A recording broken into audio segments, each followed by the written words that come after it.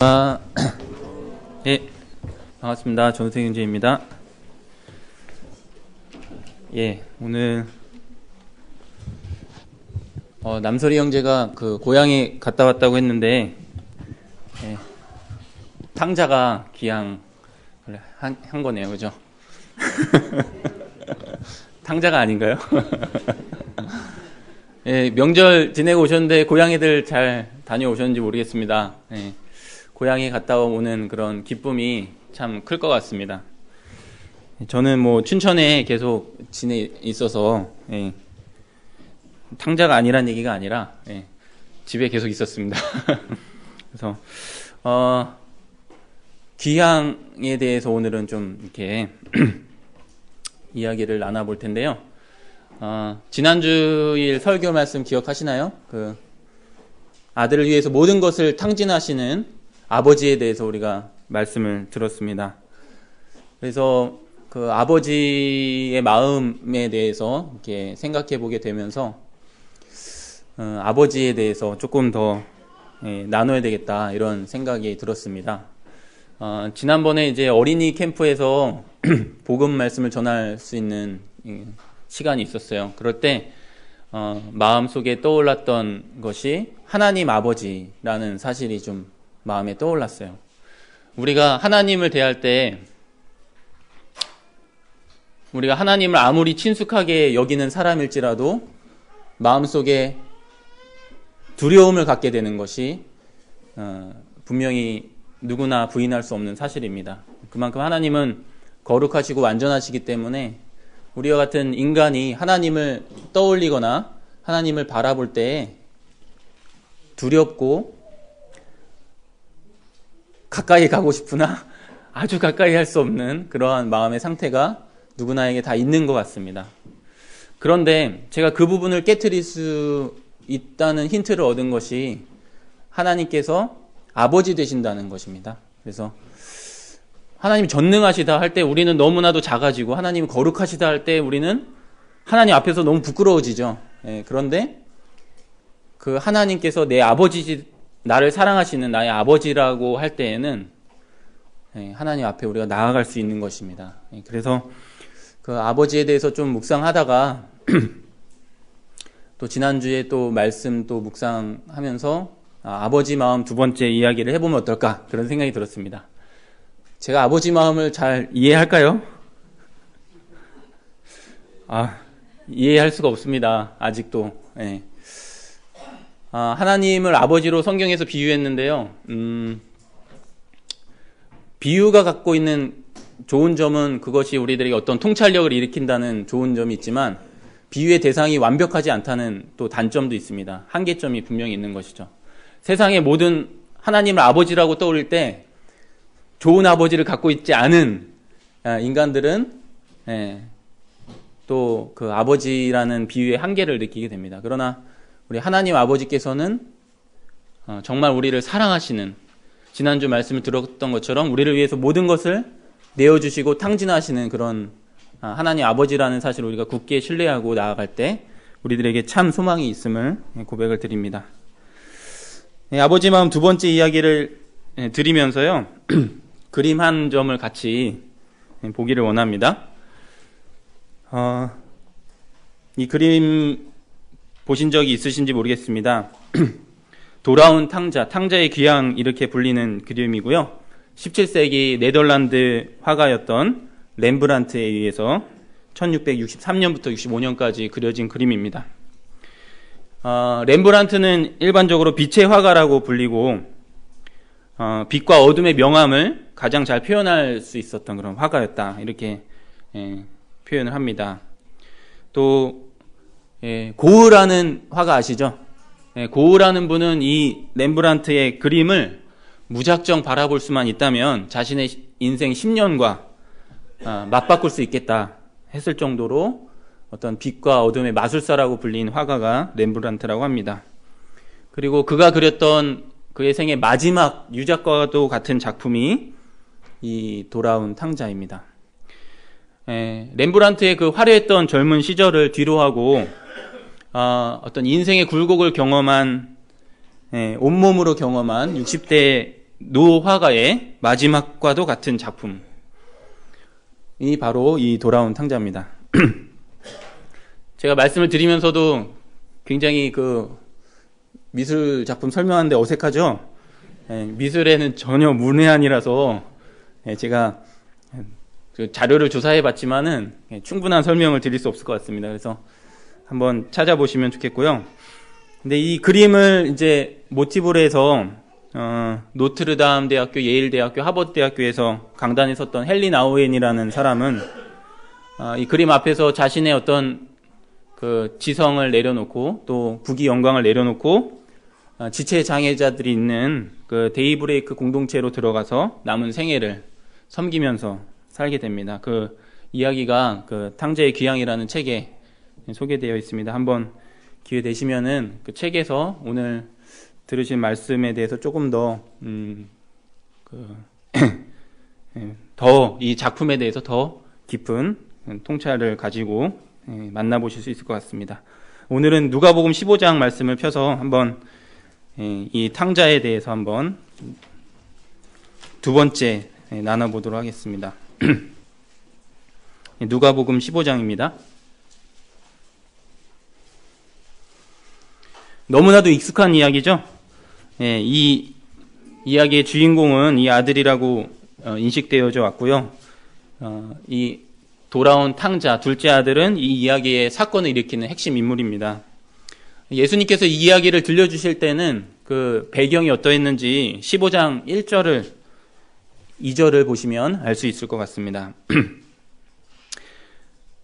모든 세리와 죄인들이 말씀을 들으러 가까이 나아오니 바리새인과 서기관들이 수군거려 이르되 이 사람이 죄인을 영접하고 음식을 같이 먹는다 하더라.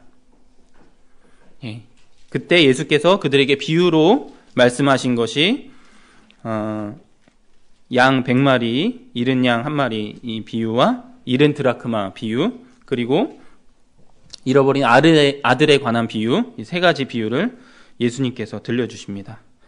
그래서 이 이야기를 들려주실 때 이 청중이 예수님께서 세리와 죄인과 함께 하시는 모습을 보고 이 바리새인과 서기관들이 예수님을 나무랄 때, 예수님에 대해서 수군거릴 때 예수님께서 이 비유로 말씀하신 것을 생각하면서 우리가 이 탕자의 이야기를 대해보면은 더욱더 이 탕자의 비유가 우리의 마음 가운데 더 자세하게 들어올 수 있을 것 같습니다.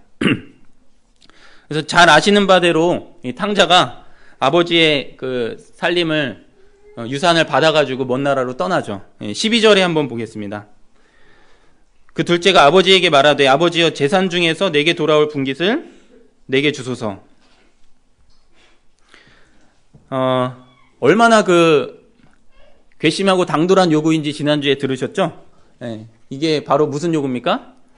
아버지가 얼른 죽었으면 좋겠다라는 뜻이죠. 멀쩡히 살아있는 아버지에게 유산을 달라고 하는 건 저도 상상할 수 없는 일인데 야, 이거 얼마나 그 무례한 일입니까? 멀쩡히 살아계신 아버지에게 유산을 떼어달라고 하는. 이거는 아버지가 얼른 죽었으면 좋겠다.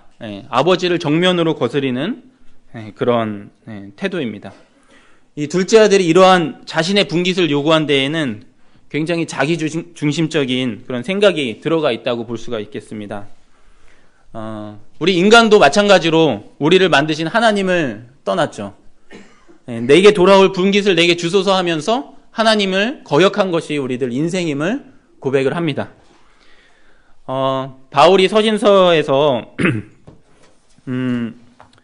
말세에 대해서 설명하고 있는 장면을 떠올려 보게 됩니다. 디모데에게 쓴 서신에서 말세에 고통하는 때가 이르는데 그 첫 번째 특징으로 고른 것이 사람들이 자기를 사랑하는 것입니다. 둘째 아들은 자기 중심적인 이런 사고방식으로 마치 오늘날과 같은 것이죠. 오늘날에 다 자기 중심적이지 않습니까? 그래서 자기 자신을 가장 중심에 두는 그러한 그 선택을 하면서 자신에게 돌아올 분깃을 자신에게 달라, 이렇게 아버지에게 요구하는 것입니다.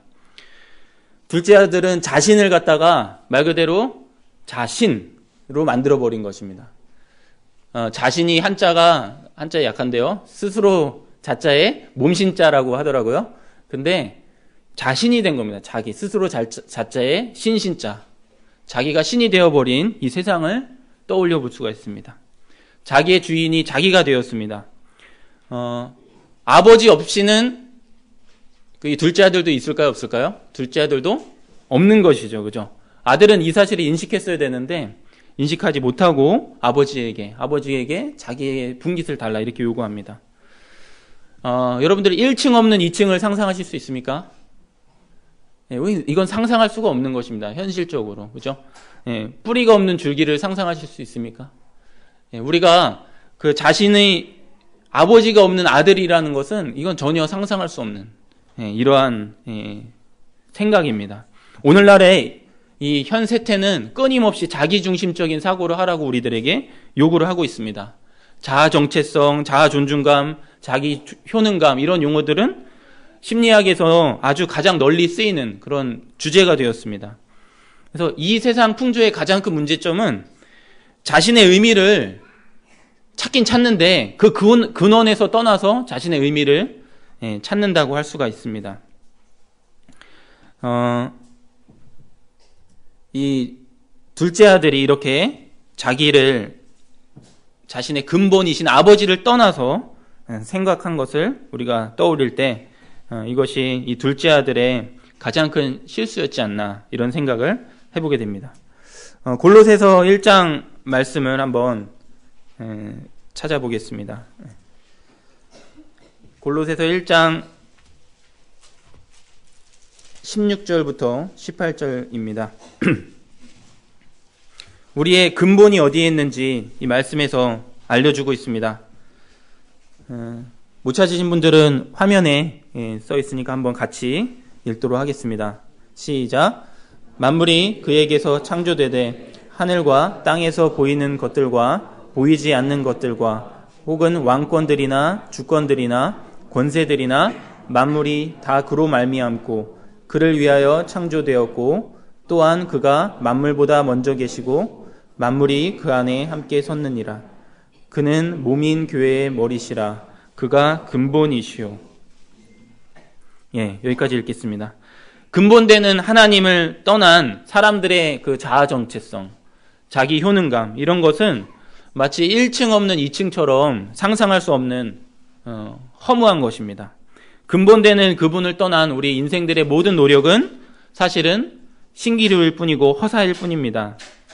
둘째 아들은 이렇게 아주 치명적인 실수를 하고 아버지를 떠났습니다. 다시 본문으로 가서 15장 13절을 보시면 그 후에 며칠이 안 되어 둘째 아들이 재물을 다 모아가지고 먼 나라에 가 거기서 허랑방탕하여 그 재산을 낭비하더니 먼 나라에 갔습니다. 먼 나라. 아버지를 떠났는데 아버지 근처에 있기 싫다는 것이죠. 그죠? 아주 먼 나라로 가버립니다. 아버지의 영향력이 미치지 않는 곳으로 가버리겠다는 말입니다. 그래서 이 헬린 아우엔이라는 작가는 이것을 이렇게 쓰고 있습니다. 먼 나라에 간다는 것은 아버지를 떠난다는 것뿐 아니라 그를 둘러싼 공동체를 떠난다는 것을 의미한다. 완전히 새로운 문화 속으로 가는 것이다. 그저 더 넓은 세상을 구경하고 싶어하는 젊은이의 욕구가 아니다. 한 세대에서 다음 세대로 이어져 내려온 생활방식, 사고방식, 행동방식 등 신성한 유산에서 완전히 분리되고자 하는 시도이다. 그 가족과 공동체가 유지해온 소중한 가치에 대한 배신 행위였다. 거룩한 것들이 무시되는 세계를 의미한다. 먼 나라에 간다는 것이 이러한 거룩한 것들이 무시되는, 그래서 아주 완전히 그냥 단순히 나 먼 나라에 가서 놀래 이렇게 해서 떠난 것이 아니라 그동안 자기를 둘러싸고 있었던 그 공동체와 그 사고방식 그런 것들로부터 벗어나고 그것들을 거절하고자 하는 그러한 욕심이라고 할 수가 있겠습니다. 우리 인생도 이와 마찬가지인 것을 부인할 수가 없습니다. 에베소서 2장 2절부터 3절에 보시면 그때 너희는 그 가운데서 행하여 이 세상 풍조를 따르고 공중의 권세 잡은 자를 따랐으니 곧 지금 불순종의 아들들 가운데서 역사하는 영이라. 전에는 우리도 다 그 가운데서 우리 육체의 욕심을 따라 지내며 육체와 마음에 원하는 것을 하여 다른 이들과 같이 본질상 진노의 자녀이었더니. 우리들도, 저도, 우리 모든 인생들도 하나님을 떠나서 본질상 이 진노의 자녀이었습니다.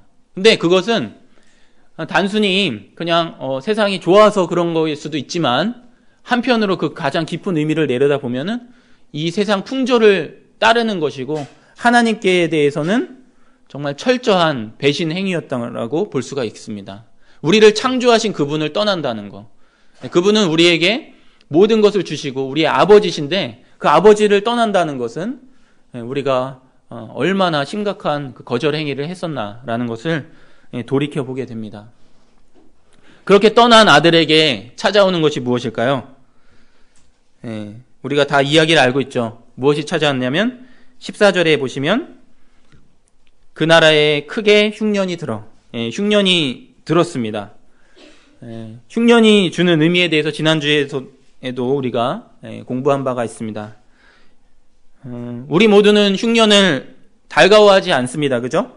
할 수만 있으면 흉년을 어떻게 해야 되죠? 지혜롭게 피하는 것이 상책이죠. 그죠? 흉년이 없는 평온한 인생을 우리가 모두가 바라고 있습니다. 하지만 흉년이 없는 인생은 없는 것 같습니다. 그리고 둘째 아들에게 이 흉년이 찾아온 것은 아주 중요한 역할을 했습니다. 우리가 전체의 스토리를 알고 있기 때문에 이 흉년이 불러온 엄청난 변화에 대해서 우리는 알고 있죠. 어떻게 되었습니까? 흉년 때문에 아들이 돌아가는 길목에 다시 서게 됩니다. 집으로 돌아가는 중요한 계기가 된 것이죠. 변화의 계기가 된 것입니다. 전체의 흐름 속에서, 이야기의 흐름 속에서 이 흉년은 아주 중요한 키포인트였고 기점이 되었습니다. 우리 인생에도 이와 같은 흉년이 찾아옵니다. 인생에 이러한 고통, 흉년과도 같은 고통과 어려움들이 우리를 찾아옵니다. 그런데 만약 우리가 이 흉년을, 고통을 느끼지 못한다면 어떻게 될까요? 이것은 오히려 더 심각한 문제가 아니겠습니까? 흉년을 느껴야, 고통을 느껴야 되돌아갈 수 있는 변화의 계기를 삼는데, 우리가 그것을 못 느낀다면, 고통이 없다면 더욱더 우리들에게 좋지 않은 것이겠죠. 그래서 하나님이 왜 우리들에게 이런 고통을 허락하시는가, 왜 우리 인생에 이런 고난이 있는가를 생각해 볼 때, 그것은 하나님께서 우리들에게 주시는 선물이라고도 이야기할 수 있는 것이죠. 만약에 고통을 느껴서 우리가 상처를 치료할 수 있는 계기가 된다면 그것은 오히려 축복인 것입니다. 둘째 아들은 이제 비로소 궁핍한지라, 비로소 집으로 돌아갈 이유가 생긴 것입니다. 영국의 언론인 중에 말콤 머거리지라는 언론인이 있습니다. 이 사람이 평생을 하나님 없이 살다가 하나님을 믿게 되고 했던 이야기입니다. 예상했던 것과는 반대로 특히나 황폐하고 고통스러웠던 경험들을 돌아볼 때 나는 동시에 특별한 만족감을 느낀다. 실로 이 세상에서 사는 75년 동안 내가 배운 모든 것, 나를 고양하고 진정으로 내 눈을 뜨게 해주었던 모든 것은 행복이 아닌 역경을 통해서 이루어졌음을 진정 확실하게 말할 수 있다. 다시 말해서 이 지상에서 고난이라는 경험을 제거할 가능성이 혹시라도 있다면 그 결과는 매력적인 인생이 아니라 견딜 수 없을 만큼 하찮고 뻔한 인생이 되었을 거라는 얘기다. 이것이 십자가의 의미하는 바다. 그 무엇보다 나를 그리스도께로 거침없이 이끌었던 것이 바로 그 십자가였다. 여러분들 드라마, 영화 좋아하시죠? 드라마, 영화에 그 갈등 상황이 없으면 그 영화 재미있을까요? 아주 재미없는 영화죠. 그죠? 갈등 상황이 없고 그 인물들 간의 그런 그 어려움과 그 고난이 없다면 그것을 해결해가는 극적인 과정, 그런 것들을 볼 수가 없을 것입니다. 우리들에게 인생에서 이런 고난을 주신 것, 흉년을 주신 것들이 바로 우리들의 인생을 하나님 앞에 다시 돌아가는 발걸음을 시작하도록 만드시는 하나님의 축복의 선물이었다라는 것을 우리는 부인할 수가 없습니다. 부인하실 수 있는 분 계신가요? 우리들의 인생을 돌아볼 때 나에게 찾아온 이런 고난들은 분명히 하나님의 선물이었던 것입니다. 그래서 시편에서 이렇게 고백하죠. 고난당한 것이 내게 유익이라. 이로 말미암아 내가 주의 율례들을 배우게 되었나이다. 고난당한 것이 유익이라고 이렇게 고백을 하고 있습니다.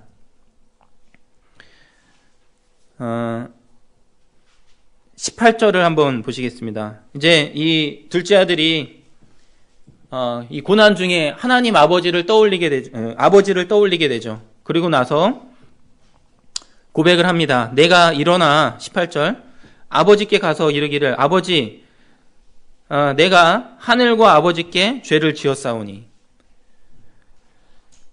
둘째 아들이 떠난 것은 누구였습니까? 둘째 아들은 아버지를 떠났죠. 네. 자기 육신의 아버지를 떠났습니다. 그런데 둘째 아들이 고백하는데 자신이 떠난 것은 아버지뿐만이 아니라 누구도 떠난 것입니까? 하늘도 떠난 것입니다. 우리가 이 둘째 아들이 자기의 양심 속에서 거절할 수 없었던, 자기 양심 속에서 부인할 수 없었던 핵심은 아버지를 떠난 사실도 있지만 하늘을 떠난 것입니다. 하늘. 예. 저는 이 둘째 아들의 고백을 떠올릴 때 하나님 아버지를 모든 인생들이 떠난 것을 부인할 수 없겠구나. 양심의 고백을 들어볼 때 내가 아버지를 떠난 것뿐만이 아니라 하늘을 떠났다. 하늘 아버지를 떠났다는 것을 인정할 수밖에 없는 것을 고백을 할 수밖에 없습니다. 그의 잠재의식 속에서 부인할 수 없었던 것은 그가 실로 하나님을 떠난 것입니다. 아버지 곁을 떠날 때 그는 하나님 곁을 떠난 것이죠.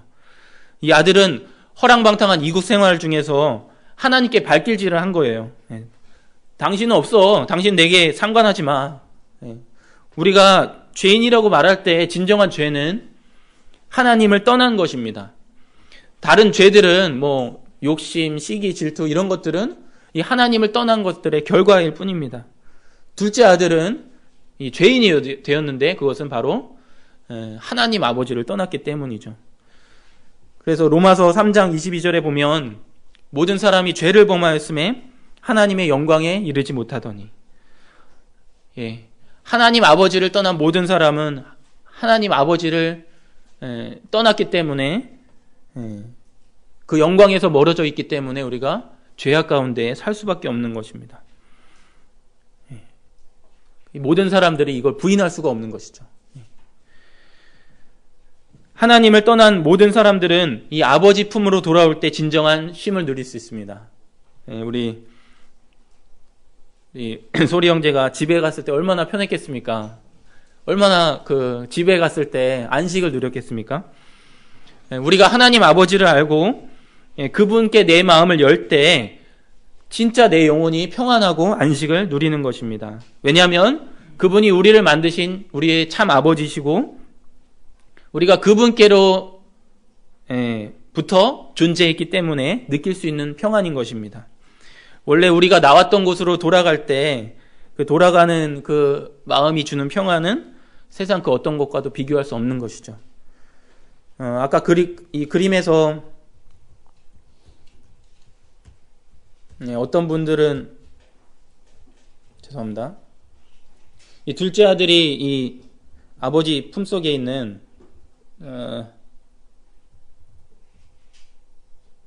이 그림을 볼 때 어떤 표현을 했냐면 그 어머니의 뱃속에 이렇게 들어가 있는 아이와 같다 이런 표현을 하더라고요.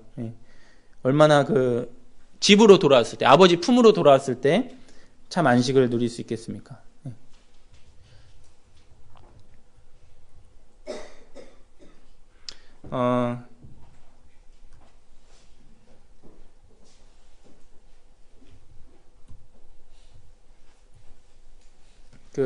성 어거스틴이 이렇게 말하고 있습니다.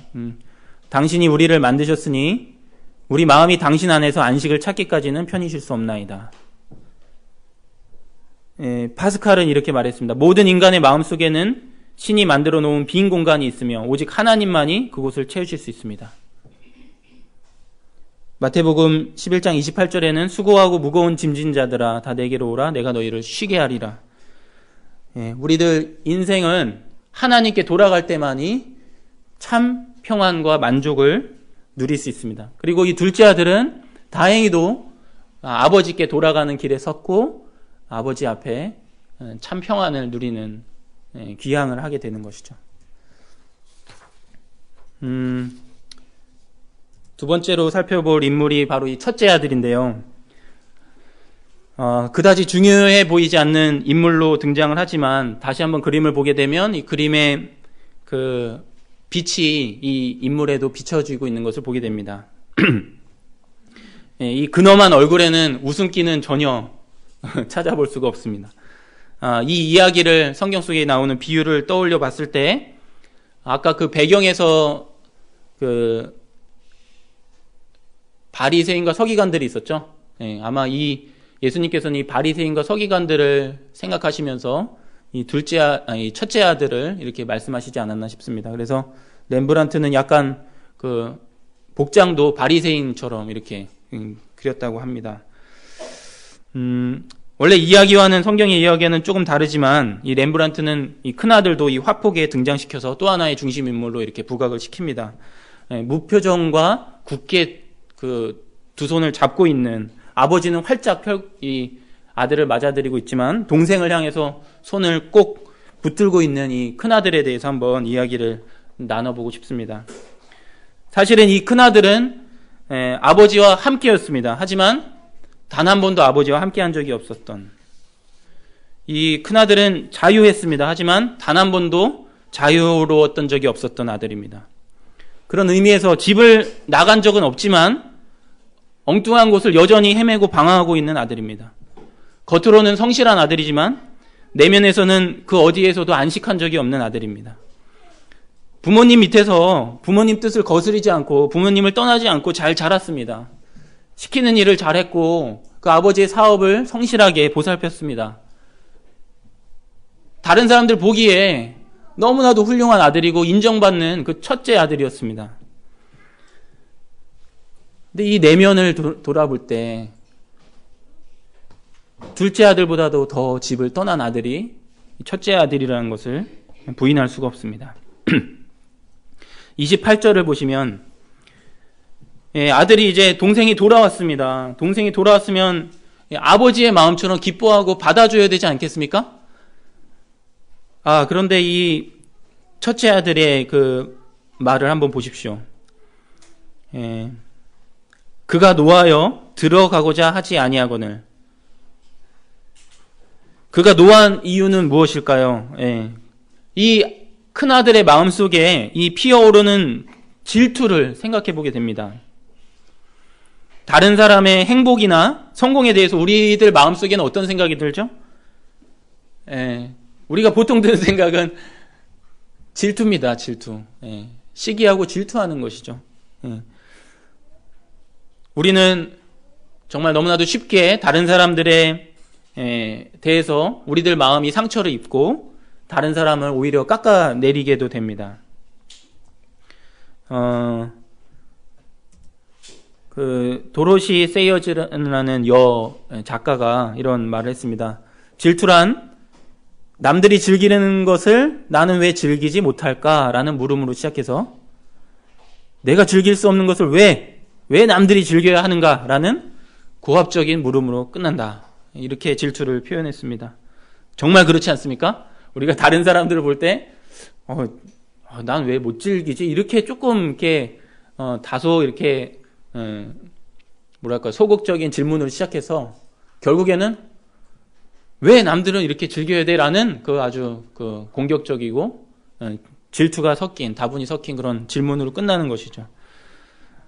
처음에는 이 단순한 촛불과도 같던 이 질투의 기름, 이 마음이 질투의 기름이 부어졌을 때 횃불이 되어서 다른 주변의 것들을 다 삼켜버리는 것입니다. 베드로가 요한을 보면서 예수님께 물었습니다. 예수님께 주여 이 사람은 어떻게 되겠습니까?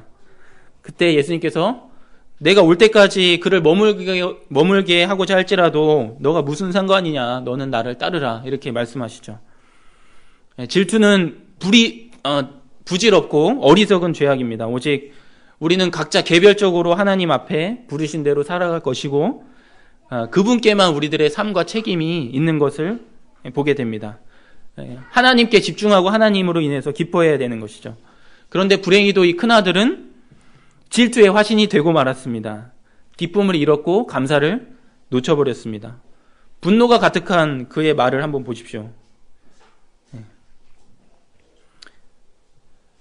어떨 때는 이런 마음이 우리들 마음 가운데 있는 것을 발견하게 됩니다. 크게 뉘우치고 돌아와서 살고 있는 많은 사람들을 볼 때, 그리고 그들이 받는 축복을 볼 때 부러움도 갖게 되고요.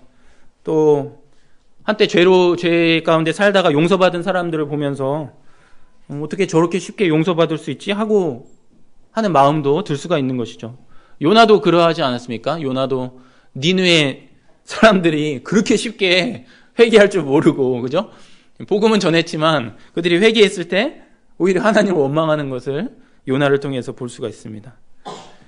이 첫째 아들의 원망 섞인 말을 보시면 29절입니다. 아버지가 나와서 친히 이렇게 권합니다. 아들에게.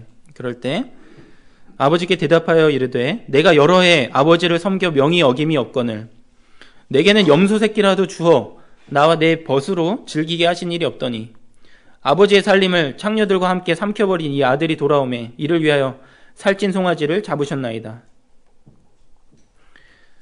감사를 잃은 이 불평의 화신을 봅니다. 큰아들은 아마 아버지의 재물에 관심이 있었나 봅니다.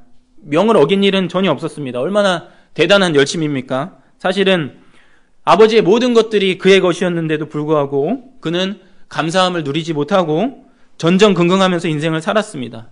기쁨을 잃었고 감사를 잃어버렸습니다. 우리도 마찬가지입니다. 하나님께서 우리들에게 모든 것을 주셨음에도 불구하고 우리는 끊임없이 불평하고 원망하고 이 참된 기쁨과 감사를 누리지 못하고 인생을 살아가게 됩니다. 이것이 얼마나 슬픈 일이고 불행한 일입니까? 고린도 성도들에게 주어졌던 말씀을 생각해 봅니다. 내게 있는 것 중에 받지 아니한 것이 무엇이냐? 그리고 다윗 왕의 고백도 떠올려 보게 됩니다. 나와 내 백성이 무엇이기에 이처럼 즐거운 마음으로 드릴 힘이 있었나이까? 모든 것이 주께로 말미암아 싸우니 우리가 주의 손에서 받은 것으로 주께 드렸을 뿐이니이다. 우리들이 받은 것을 생각하면, 우리가 누리고 있는 것들을 생각하면 이 어찌 불평과 원망이 나오겠습니까? 사실은 우리들이 받은 것 하나하나, 우리들의 그 손가락, 생명 하나하나, 호흡 하나하나, 이 세포 하나하나, 모든 것이 다 하나님께로부터 말미암았는데도 불구하고 우리들 그것을 인식하지 못하고 불평과 원망을 쏟아낼 때가 있는 것이죠. 사실은 감사하는 말을 해야 되고 감사하는 자가 되어야 하는 것입니다. 영국의 그 변증가인 G.K. 체스터던이 이런 이야기를 합니다. 우리 아이들은 성탄절 아침에 일어나서 양말에 들어있는 사탕을 보고 감사할 대상이 있는데 나는 내 두 발을 내 양말 속에 넣을 수 있다는 것을 감사할 대상이 없단 말인가. 얼마나 그 통렬한 비판입니까? 아이들조차 그 양말 속에 들어간 그 사탕, 먹으면 없어질 그 사탕 하나도 감사하는데 우리는 평생 걸어 다닐 수 있는 이 발이, 그 양말에 찰 내 발이 있음에도 불구하고 감사하지 않는 것이죠. 근데 저는 이 큰아들을 대할 때 큰아들이 저라는 사실에 충격을 받습니다. 어릴 때부터 잘 자랐고요. 하나님을 떠난 적이 없습니다. 그러나 제 마음 가운데 어떤 불평과 원망들이 이렇게 있을 때가 있는 것을 고백을 드립니다. 때로는 감사를 잃고 참된 만족을 잃을 때가 분명히 있는 것을 봅니다. 둘째 아들은 먼 나라로 타국으로 떠났지만 그 첫째 아들은 먼 나라로 떠나진 않았지만 돌아오지 않는 아들이었습니다. 떠난 것이죠. 아버지와 함께 했지만 단 한순간도 그 진정한 평화와 자유를 누리지 못한, 기쁨을 누리지 못한 참으로 불쌍한 이 아들이 이 첫째 아들임을 보게 되고요. 그 아버지의 마음으로, 똑같은 마음으로 이 동생을 받아줄 줄 모르는, 이 동생이 돌아왔을 때 그것이 얼마나 기쁘고 행복하고 즐거워할 일입니까? 그런데 이 동생을 갖다가 그 아버지의 마음으로 와락 안아주지 못하는 이런 편협하고 이 질투의 화신이 되어 있는 이 첫째 아들의 마음이 너무나도 안타깝고 때로 내 마음이 그와 같다라는 것을 주님께 고백을 드릴 수밖에 없습니다. 예.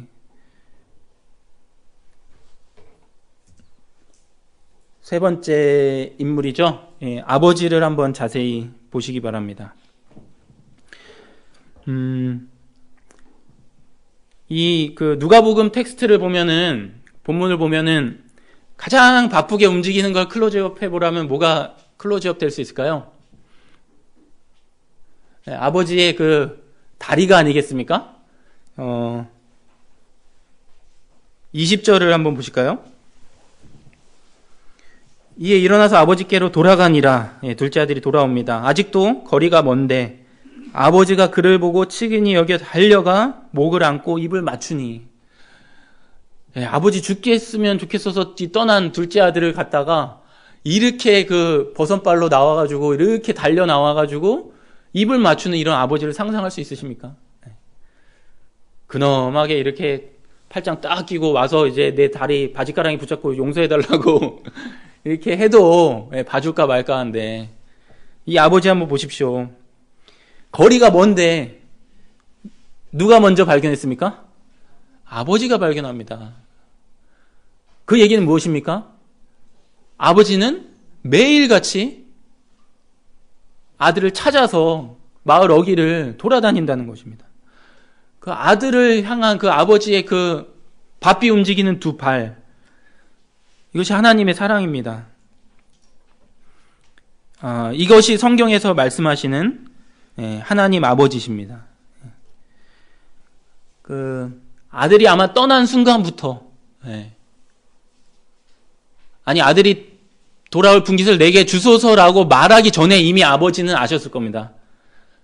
이 아들이 곧 있으면 떠나겠구나. 우리 하나님 아버지도 우리 인생들을 다 알고 계십니다. 그리고 우리가 하나님 아버지를 떠날 것들도 다 알고 계셨을 것입니다. 그리고 이미 태초부터 우리를 찾으시기 위해서 달려오시는 분이 하나님 아버지십니다. 에베소서 1장 4절부터 5절을 보시면 제 이름을 발견하실 수 있습니다. 잘 보세요. 곧 창세전에 그리스도 안에서 우리를 택하사 우리로 사랑 안에서 그 앞에 거룩하고 흠이 없게 하시려고 그 기쁘신 뜻대로 우리를 예정하사 예수 그리스도로 말미암아 자기 아들들이 되게 하셨으니. 찾으셨어요? 우리를 택하사, 우택 있죠? 그래서 제가 너무 좋아하는 말씀입니다. 근데 이 하나님께서 곧 창세 전에 우리를 택하셔서 우리를 찾아오시는 것입니다. 예수 그리스도를 보내실 계획을 이미 창세 전에 갖고 계셨다는 말입니다. 그죠? 창세기 3장 15절에 여자의 후손을 이미 약속하셨잖아요. 아담이 떠날 때. 그죠? 범죄했을 때 이미 아들 예수 그리스도를 약속하셨던 분이 우리 하나님이십니다. 집을 떠난 둘째 아들, 이 방황하는 이 큰아들 할 것 없이 자기의 아들들이 되기를 강력하게 원하시는 이 아버지의 발걸음을 우리가 떠올려 볼 때 이것이 하나님 아버지의 변함없는 사랑, 그리고 이 성경의 전체적인 이야기가 이 탕자의 이야기를 통해서 한꺼번에 들어오게 됩니다. 세상의 모든 아들을 찾으시는 아버지의 이야기, 이것이 인류를 향한, 그리고 나를 향한 하나님 아버지의 발걸음이십니다. 이 이야기는 우리 인류가 영원히 가져가야 할 영원한 찬양 주제입니다. 그분만이 이 이야기의 처음과 끝을 다 아셨고요. 그리고 모든 것들을 예비하시고 그 버선발로 뛰어나오시는 것입니다. 그분의 사랑과 용서에는 한이 없는 것입니다. 성경에서 예수님의 아버지의 발이 돋보였다면 렘브란트는 이 그림을 그리는데 이 손을 돋보이게 그렸습니다. 손을 한번 잘 보시면, 아마 더 자세히 보시면 두 손이 다르시다는 것을 볼 수가 있습니다. 하나의 손은 여성의 손으로 그렸고 하나의 손은 남성의 손으로 그렸습니다. 이 여성의 손은 그 어루만지고 있고 남성의 손은 붙들고 있습니다. 그 렘브란트는 아마 의도적으로 이것을 다르게 그렸을 것이라고 이렇게 이야기를 합니다. 그 하나님께서 우리를 찾으실 때도 성경에 보면은 어머니의 마음으로 찾으시는 것, 그리고 아버지의 마음으로 우리를 붙드시는 것을 우리가 볼 수가 있습니다. 여인이 어찌 그 젖 먹는 자식을 잊겠으며 자기 태에서 난 아들을 긍휼히 여기지 않겠느냐. 그들은 혹시 잊을지라도 나는 너를 잊지 아니할 것이라. 내가 너를 내 손바닥에 새겼고 너의 성벽이 항상 내 앞에 있나니. 여인과 같은 마음으로, 태에서 난 자식을 잊지 않는 그 여인의 마음으로, 그들은 잊을지라도 나는 잊지 않겠다라는 그런 이 어루만지심을 우리가 볼 수 있다면, 또 두려워하지 말라. 내가 너와 함께함이라. 놀라지 말라. 나는 내 하나님이 됨이라. 내가 너를 굳세게 하리라. 참으로 너를 도와주리라. 참으로 나의 의로운 오른손으로 너를 붙들리라. 의로운 오른손으로 우리를 강력하게 붙드시는 아버지의 손으로 우리를 붙잡으시는 것을 볼 수가 있습니다. 하나님 아버지께는 모든 아들들이 다 이 풍성함을 누릴 수 있습니다. 어루만짐이 필요한 영혼들도 어루만지실 것이고요. 강력하게 붙드심이 필요한 아들에게도 붙으실 것입니다. 모든 아들들에게 똑같이 열려있는 이 하나님 아버지의 사랑. 이 아버지는 어쩌면 이 집을 떠난 둘째 아들이 돌아오기를 원하셨지만, 또 한편으로는 같이 살고 있지만 여전히 마음으로는 불평과 원망과 질투로 내 마음과 합하지 않은 이 첫째 아들조차도 돌아오기를 원하시는 분이 아니실까요? 그런 마음을 떠올려 보게 될 때 절대 모든 것을 비교하는 것이 없으신 그 첫째 아들이든 둘째 아들이든 상관없이 세리와 죄인뿐만 아니라 그 교만해서 높아진 그 바리새인과 서기관들도 하나님 앞으로 돌아오기를 강력하게 원하시는 이 아버지의 마음을 바라보게 됩니다. 이 마음을 진작 우리가 마음에 새겼다면 얼마나 좋았을까요? 그러면 이 첫째 아들도 불평과 불만보다는 감사와 은혜로 하나님 앞에 돌아왔을 텐데요.